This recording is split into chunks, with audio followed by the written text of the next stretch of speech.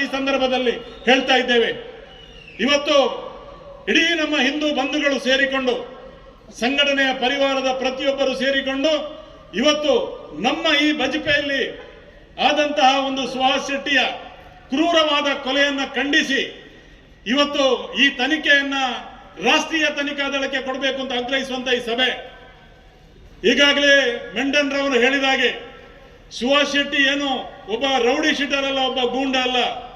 ಹಿಂದುತ್ವಕ್ಕಾಗಿ, ದೇಶಕ್ಕಾಗಿ ಹಾಗೂ ನಮ್ಮ ಸಹೋದರಿಯರ ಮಾನ ಪ್ರಾಣ ರಕ್ಷಣೆಗಾಗಿ ಮತ್ತು ನಮ್ಮ ಗೋಮಾತೆಯ ರಕ್ಷಣೆಗಾಗಿ ಕಟಿಬದ್ಧವಾಗಿ ಬಜರಂಗ ದಳದಲ್ಲಿ ಒಬ್ಬ ಸೇನಾನಿಯಾಗಿ ಕೆಲಸ ಮಾಡಿದಂತ ನಮ್ಮ ಸುರದ್ರೂಪಿ ಯುವಕ ಶೆಟ್ಟಿಯ ಆ ಮೋರ್ಚಾ ಆಸ್ಪತ್ರೆಯ ಮೋರ್ಚಾದಲ್ಲಿ ಮಲಗಿಸಿದಂತ ಆತನ ಒಂದು ಶರೀರವನ್ನು ಕಂಡಾಗ, ಅಷ್ಟು ಗಸ್ತು ಮಸ್ತಿ ಆದಂತಹ ಶರೀರವನ್ನು ಒಳಗೊಂಡಂತಹ ಸುರದ್ರೂಪಿಯಾದಂತಹ ಸುಹಾಸ್ ಶೆಟ್ಟಿಯನ್ನ ಇವರಿಗೆ ಯಾವ ರೀತಿಯಲ್ಲಿ ಮನಸ್ಸು ಬಂತು ಕ್ರೂರವಾಗಿ ಹತ್ಯೆ ಮಾಡಲಿಕ್ಕೆ ಅಂತ ನನ್ನ ಮನಸ್ಸಿನಲ್ಲಿ ಒಂದು ಪ್ರಶ್ನೆ ಮೂಡಿತು.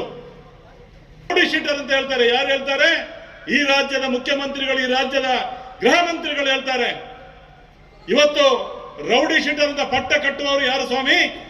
ಪೊಲೀಸ್ನವರೇ ರೌಡಿ ಶೀಟರ್ ಅಂತ ಪ್ರತಿಯೊಬ್ಬನಿಗೆ ಪಟ್ಟ ಕಟ್ಟುವಂತದ್ದು ನೀವು.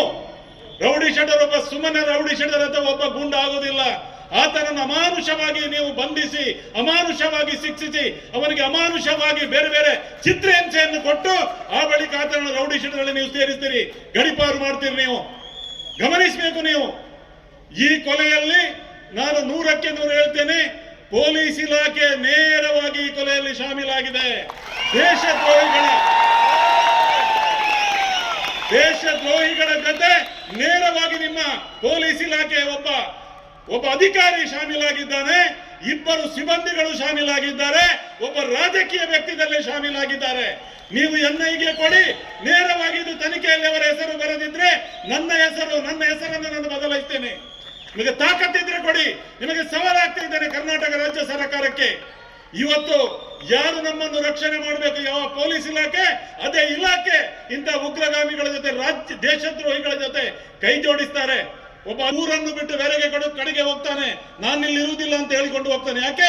ಈತ ಇದರಲ್ಲಿ ಶಾಮೀಲಾಗಿದ್ದಾನೆ. ತನಿಖೆ ಮಾಡಿ ಯಾರು ಅಂತ ನಿಮಗೆ ಗೊತ್ತಾಗ್ತದೆ. ಇಡೀ ಪೊಲೀಸ್ ಇಲಾಖೆಯನ್ನು ನಾನು ಇವತ್ತು ದೂರುವುದಿಲ್ಲ. ಯಾಕೆ ಅಂತ ಹೇಳಿದ್ರೆ ಕಾಂಗ್ರೆಸ್ ಸರ್ಕಾರ ಇಡೀ ಪೊಲೀಸರನ್ನು ಹದ್ದು ಬಸ್ತಿನಲ್ಲಿ ಒಂದು ಕೆಲಸ ಮಾಡ್ತಾ ಇದೆ. ಪೊಲೀಸ್ ಇಲಾಖೆಯಲ್ಲಿಯೂ 100ರಲ್ಲಿ 80 ಜನ ಒಳ್ಳೆಯ ಅಧಿಕಾರಿಗಳು, ಒಳ್ಳೆಯ ಸಿಬ್ಬಂದಿಗಳಿದ್ದಾರೆ. ಒಂದು 20 ಮಂದಿ ಇಂಥ ಜಿಹಾದಿಗಳ, ದೇಶದ್ರೋಹಿಗಳ ಜೊತೆ ಸೇರಿಕೊಂಡು ಅವರು ಸಹ ಸರ್ಕಾರದ ಸಂಬಳವನ್ನು ತಿಂದು ಶಾಮೀಲಾಗಿ ಕೆಲಸ ಮಾಡ್ತಾರೆ. ಇದನ್ನು ನಾನು ಸ್ಪಷ್ಟವಾಗಿ ಹೇಳ್ತೇನೆ. ಪೊಲೀಸ್ ಇಲಾಖೆಯವರಿಗೆ ನಾನೊಂದು ಮಾತನ್ನು ಹೇಳ್ತಾ ಇದ್ದೇನೆ. ನೋಡಿ, ಪೊಲೀಸ್ ಇಲಾಖೆ ವೈಫಲ್ಯದ ಬಗ್ಗೆ ಮಾತಾಡುವಾಗ 80% ಜನರಿಗೆ, ನಿಮಗೆ ಪೊಲೀಸರಿಗೆ ಬೇಜಾರಾಗಬಹುದು. ನೀವೇ ಹೇಳಿ, ಯಾರು 20% ಜನ? ಅವರನ್ನು ತೋರಿಸಿಕೊಡಿ. ನಿಮ್ಮ ಎದೆಗಾರಿಕೆಯನ್ನು ಎತ್ತಿ ತೋರಿಸಿ ಅಂತ ಪೊಲೀಸ್ ಇಲಾಖೆಗೆ ಇವತ್ತು ಹೇಳ್ತೇನೆ. ನಮ್ಮ ಇಲಾಖೆಗೆ ಎಷ್ಟು ನಮಗೆ ಕೆಟ್ಟ ಹೆಸರು ತರ್ತಾ ಇದ್ದಾರೆ. ಕೆಟ್ಟ ಹೆಸರು ತರುವುದು ನಿಮ್ಮ ಇಲಾಖೆಯ ಕೆಲವು ಅಧಿಕಾರಿಗಳು ಮತ್ತು ಸಿಬ್ಬಂದಿಗಳು. ಅದನ್ನು ಹೇಳಿ ನೀವು ನೇರವಾಗಿ ಇಂಥವರಿಗೆ ಮಾಡ್ತಾರೆ ಅಂತ ಹೇಳಿಕೊಂಡು. ನಮಗೆ ಗೊತ್ತಿದೆ, ದಕ್ಷ ಅಧಿಕಾರಿಗಳಿದ್ರೆ ಅವರನ್ನು ಕೆಲಸ ಮಾಡಲಿಕ್ಕೆ ಸರ್ಕಾರ ಬಿಡ್ತಾ ಇಲ್ಲ, ಅವರ ಕೈ ಕಟ್ಟಿ ಹಾಕಿದೆ. ಆದ್ದರಿಂದ ಇವತ್ತು ನಾನು ಸ್ಪಷ್ಟವಾಗಿ ಹೇಳಲಿಕ್ಕೆ ಇಚ್ಛೆ ಪಡ್ತಾ ಇದ್ದೇನೆ, ಈ ತನಿಖೆಯನ್ನು ರಾಷ್ಟ್ರೀಯ ತನಿಖಾ ದಳಕ್ಕೆ ಕೊಡಿ. ಇವತ್ತು ನಮ್ಮ ನೆಟ್ಟಾರ್ನ ಪ್ರವೀಣ್ ನೆಟ್ಟಾರ್ ಒಂದು ವೇಳೆ ನಾವು ಆ ಒಂದು ಕೇಸನ್ನು ರಾಷ್ಟ್ರೀಯ ತನಿಖಾ ದಳಕ್ಕೆ ಕೊಡದಿದ್ರೆ ಇವತ್ತು ಯಾರು ಅಪರಾಧಿಗಳು ಸಿಕ್ತಿರ್ಲಿಲ್ಲ. ಇವತ್ತು ಒಂದೊಂದು ಬೇರು ಸಮೇತ ಅವರ ಪ್ರವೀಣ್ ನೆಟ್ಟಾರ್ ಮರ್ಡರ್ ಮಾಡಿದಂತ ವ್ಯಕ್ತಿಗಳನ್ನು ಬೇರು ಸಮೇತ ಕಿತ್ತಾಕುವಂತ ಕೆಲಸವನ್ನು ರಾಷ್ಟ್ರೀಯ ತನಿಖಾ ದಳ ಮಾಡ್ತಾ ಇದೆ. ಅದಕ್ಕಾಗಿ ನಮಗೆ ಪೊಲೀಸ್ ಇಲಾಖೆ ಮತ್ತು ಈ ಸರ್ಕಾರದ ಮೇಲೆ ವಿಶ್ವಾಸ ಇಲ್ಲ. ನಿಮಗೆ ಧೈರ್ಯ ಇದ್ರೆ ಈ ಸರ್ಕಾರ ಇದನ್ನು ರಾಷ್ಟ್ರೀಯ ತನಿಖಾ ದಳಕ್ಕೆ ಕೊಡಿ. ನಿಜವಾದ ಅಪರಾಧಿಗಳು ಯಾರು, ಇದರ ಹಿಂದೆ ಯಾರು ಪೊಲೀಸ್ ಅಧಿಕಾರಿಗಳು ಶಾಮೀಲಾಗಿದ್ದಾರೆ, ಇದರ ಯಾರು ರಾಜಕೀಯ ವ್ಯಕ್ತಿಗಳು ಶಾಮೀಲಾಗಿದ್ದಾರೆ, ಇದನ್ನು ಎತ್ತಿ ತೋರಿಸುವಂತ ಕೆಲಸವನ್ನ ನಿಮಗೆ ಸರ್ಕಾರಕ್ಕೆ ಧೈರ್ಯತೆ ಮಾಡಿ. ಯಾಕೆ ಅಂತ ಹೇಳಿದ್ರೆ ಒಬ್ಬ ಅಮಾಯಕ ಹುಡುಗನನ್ನ, ಆ ತಾಯಿಯನ್ನ, ತಂದೆಯನ್ನು ನೋಡ್ತೇವೆ ನಾವು. ಪಾಪ ಏನೋ ಇಡ್ಲಿ ದೋಸೆ ಮಾರಿ ಜೀವನ ಮಾಡ್ತಾ ಇದ್ರು ಬಜ್ಪೆಯಲ್ಲಿ. ಆ ತಾಯಿ ಅಸೌಖ್ಯದಿಂದ ಇದ್ದಾರೆ. ಇವತ್ತು ನಮ್ಮ ಕೃಷ್ಣ ಮೆಂಡನ್ ಹೇಳಿದಾಗೆ ಅವರ ಮಾತ್ರ ಮಗ ಹೋದದಲ್ಲ, ನಮ್ಮ ಸಹೋದರ, ನಮ್ಮೆಲ್ಲರ ಆತ್ಮೀಯ ಮಿತ್ರ ಇವತ್ತು ಸುಹಾಸ್ ಶೆಟ್ಟಿ ಅವರನ್ನು ಸಾಕಬೇಕಾದಂತಹ, ಸಲಹೆ ಬೇಕಾದಂತಹ ಸಮಯದಲ್ಲಿ ಇವತ್ತು ಉಗ್ರಗಾಮಿಗಳು, ಭಯೋತ್ಪಾದಕರು CCTV ಫುಟೇಜ್ ಅಲ್ಲಿ ನೀವು ನೋಡಿ ಯಾವ ರೀತಿ ಪ್ಲಾನ್ ಮಾಡಿ ಕೊಂದಿದ್ದಾರೆ, ಯಾವೆಲ್ಲ ಇದಕ್ಕೆ ಇನ್ವಾಲ್ವ್ ಆಗಿರ್ಬೇಕು ನಾವು ನೋಡಿ. 25ರಿಂದ 30 ಜನ ಸರ್ಕಲ್ ಆಗ್ತಾರೆ, ಗಾಡಿಯಿಂದ ಹೊಡೆಸ್ತಾರೆ, ಆಚೆಯಿಂದ ಬೀಳಿಸ್ತಾರೆ, ನಡುವಿನಲ್ಲಿ 4 ಜನ ಕಡಿತಾರೆ, 25-30 ಜನ ಅವರಿಗೆ ರಕ್ಷಣೆಯನ್ನು ಕೊಡ್ತಾರೆ. ಇದನ್ನು ನೀವು ನೋಡಿ, CCTV ಫುಟೇಜ್ ಅಲ್ಲಿ ನೋಡಿ. ನೀವು ಹೇಳ್ತೀರಿ ನಿಮಗೆ ಅದರ ಅವರ ನೀವು ಹೆಣ್ಮಕ್ಕಳು ಅಂತ ಹೇಳಿದ್ರಿ. ಅವರು ಹೆಣ್ಮಕ್ಕಳ ಗಂಡು ಮಕ್ಕಳ ಬುರ್ಕ ಆಗಿದೆ ಮೇಲೆ ನಮಗೆ ಗುರ್ತ ಸಿಕ್ಕುವುದಿಲ್ಲ, ಆದ್ರೆ ಬುರ್ಕ ಹಾಕುವುದು ಹೆಣ್ಣು ಮಕ್ಕಳು ಮಾತ್ರ ಅಂತ ನಾವು ಹೇಳ್ತಾ ಇದ್ದೇವೆ. ಆದ್ದರಿಂದ ಇವರನ್ನು ಬಂಧಿಸಿ ನೀವು ತನಿಖೆ ಮಾಡಿ, ಇವರನ್ನು ಬಂಧಿಸಿ ನೀವು ತನಿಖೆ ಮಾಡಿ.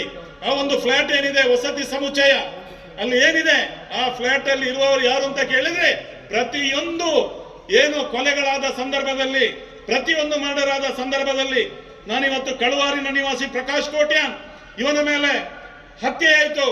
ಹಾಗೇನೆ ಬಜ್ಪೆಯಲ್ಲಿ ಕಾರ್ತಿಕ್ ಶೆಟ್ಟಿಯ ಮೇಲೆ ಹತ್ಯೆ ಆಯಿತು. ಪೆರ್ಮುದೆಯಲ್ಲಿ ಜಯ ಕೋಟ್ಯಾನ್ ಹತ್ಯೆ ಯತ್ನ ಆಯಿತು. ಆದ ನಂತರ ಪ್ರಶಾಂತ್ ಪೂಜಾರಿ ಮೂಡುಬಿದ್ರೆಯಲ್ಲಿ ಹತ್ಯೆ ಆಯಿತು. ಅಂಡೇಲಿನ ನಿವಾಸಿ ಧರ್ಮಿ ಅವನ ಹತ್ಯಾ ಪ್ರಯತ್ನ ನಡೆಯಿತು. ಈಗ ಸುಹಾಸ್ ಶೆಟ್ಟಿಯ ಕೊಲೆ ಆಗ್ತದೆ. ಈ ಎಲ್ಲ ಕೊಲೆಗಡುಕರಿರುವುದು ಎಲ್ಲಿ ಅಂತ ಕೇಳಿದ್ರೆ ಇದೇ ವಸತಿ ಸಮುಚ್ಚಯದಲ್ಲಿ. ಹೋಗಿ ರೈಡ್ ಮಾಡಿ, ಅಲ್ಲಿ ಯಾರಿದ್ದಾರೆ ನೋಡಿ. ಪ್ರತಿಯೊಬ್ಬ ಕೊಲೆಗಾರ ಫ್ಲಾಟ್ ಅಲ್ಲಿ ಇದ್ದಾನೆ. ನಿಮಗೆ ದಂಬಿದ್ರೆ ಹೋಗಿ ಅವರನ್ನು ಬಂಧಿಸಿ ವಿಚಾರಣೆ ಮಾಡಿ. ಮೊನ್ನೆ ಅದೇ ಫ್ಲಾಟಿಗೆ ಸರ್ವೆಗೆ ಹೋಗ್ತಾರೆ. ಸರ್ವೆ ಅಂತ ಸರ್ಕಾರ ತಂದಿದೆ, ಸರ್ವೆ ಮಾಡಬೇಕು ಅಂತ ಹೇಳಿಕೊಂಡು ಸರ್ವೆಗೆ ಹೋದಾಗ ಒಬ್ಬನ ಹತ್ರ ಏನು ಆಧಾರ್ ಕಾರ್ಡ್ ಇಲ್ಲ, ಒಬ್ಬನ ಹತ್ರ ಯಾವುದೇ ಅಡ್ರೆಸ್ ಇಲ್ಲ. ಪ್ರತಿಯೊಬ್ಬರನ್ನು ವಾಪಸ್ ಕಳಿಸ್ತಾರೆ. ಸರ್ವೆಗೆ ಹೋದವರನ್ನ ನೀವು ಯಾರು, ನಿಮ್ಮ ಹತ್ರ ID ಉಂಟು ಅದು ಉಂಟು ಅಂತ ಹೇಳಿ ಅವರನ್ನೇ ವಾಪಸ್ ಕಳಿಸ್ತಾರೆ. ನಿಮಗೆ ನಾಚಿಕೆ ಹಾಕಬೇಕು ನಿಮ್ಮ ಜನ್ಮಕ್ಕೆ. ಅವರು ವಾಪಸ್ ನಿಮ್ಮನ್ನೇ ಕಳಿಸ್ತಾರೆ. ಯಾರು ಸರ್ವೆಗೆ ಹೋಗಿದ್ದಾರೆ ಅವರನ್ನ ನಾಳೆ ಅವರನ್ನು ಕಳಿಸ್ತಾರೆ, ನಾಳೆ ಪೊಲೀಸರನ್ನು ಕಳಿಸ್ತಾರೆ, ನಾಳೆ ಉಳಿದವರನ್ನು ವಾಪಸ್ ಕಳಿಸ್ತಾರೆ. ನಾಳೆ ಇವತ್ತು ಸುಹಾಸ್ ಶೆಟ್ಟಿಗೆ ಆಗಿದೆ, ನಾಳೆ ಇನ್ನೊಬ್ಬನಿಗೆ ಆಗ್ತದೆ, ನಾಡದು ಪೊಲೀಸರನ್ನು ಅವರು ಬಿಡುವುದಿಲ್ಲ. ನೆನಪಿಡಿ, DJಯಲ್ಲಿ KJಯಲ್ಲಿ ಪೊಲೀಸರಿಗೆ ಹೊಡೆದ್ರು, ಸ್ಟೇಷನ್ಗೆ ಹೋಗಿ ಪೊಲೀಸರಿಗೆ ಹೊಡೆದ್ರು. ಇವತ್ತು ನಾಳೆ ನಮ್ಮ ಬಾಗಿಲಿಗೆ ಬರ್ತದೆ. ನೆನಪಿಡಿ, ಈ ಭಾಗದ ಪೊಲೀಸ್, ದಕ್ಷಿಣ ಕನ್ನಡದ ಪೊಲೀಸ್ ಇಲಾಖೆ ನೆನಪಿಡಿ. ಈ ಜಿಲ್ಲೆಯ ಪೊಲೀಸ್ ಕಮಿಷನರ್ಗೆ ನಿಜವಾಗಿ